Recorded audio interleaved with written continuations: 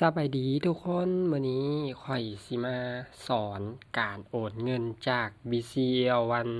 ไปหาธนาคารอื่นเช่นส่งเสริมกสิกรรมหรือธนาคาร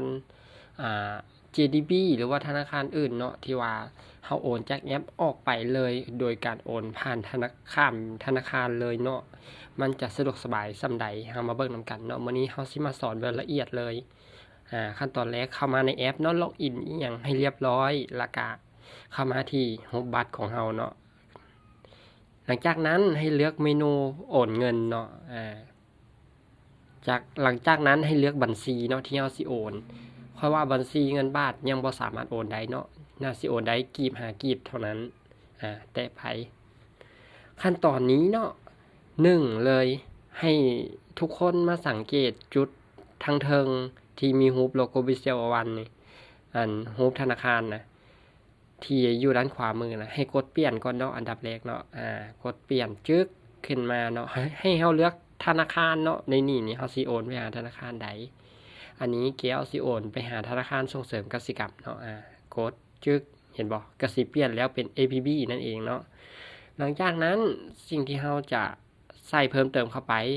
เพิ่นให้ใส่คือเลขบัญชีเลขบัตรเนาะหรือว่าเลขหน้าบัตร ATM นั่นเองหรือว่าเบอร์โทรเนาะอันนี้แก้วสิขอใส่เป็นเลขหน้าบัตรเองเนาะ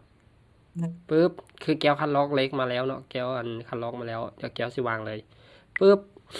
หลังจากนั้นเนาะให้เฮากดต่อไปเนาะจึ๊ก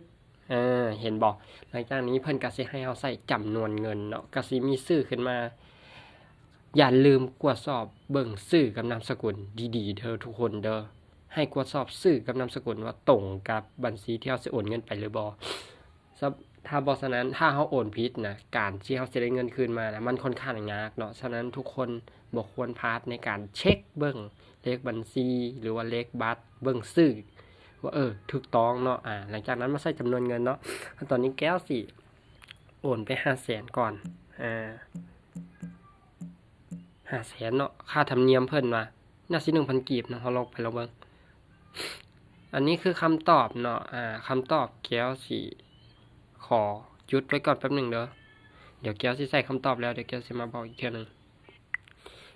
หลังจากเฮาใส่คำตอบอันที่ว่าใส่เป็นตัวเลขหรือว่าตัวนั้นแล้วเนาะเพราะว่าทุกคนต้องมีอยู่แล้วเนาะที่ว่าเฮาเปิดบัญชีเพิ่นสิให้ใส่คำตอบหรือว่าจากแอปเพิ่นสิให้ใส่คำตอบเนาะตอนนี้เฮามาใส่คำอธิบายเนาะโอนเงิน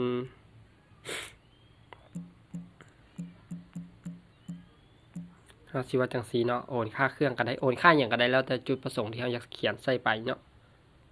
กดถัดไปอันนี้ค่าธรรมเนียมเนาะในการโอนถูกอีหลีถูกกว่าเฮาไปโอนจากธนาคารหาธนาคารอีกเนาะถูกอีหลีถูกสุดๆคือ 1,000 กีบเห็นบ่แป๊บนึงจึ๊ด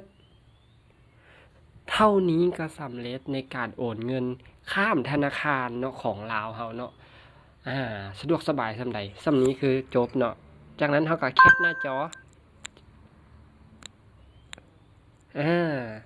หลังจากแคปหน้าจอแล้วเฮาก็กดถัดไปเลยเนาะหลังจากนี้แบบนี้ก็เป็นว่า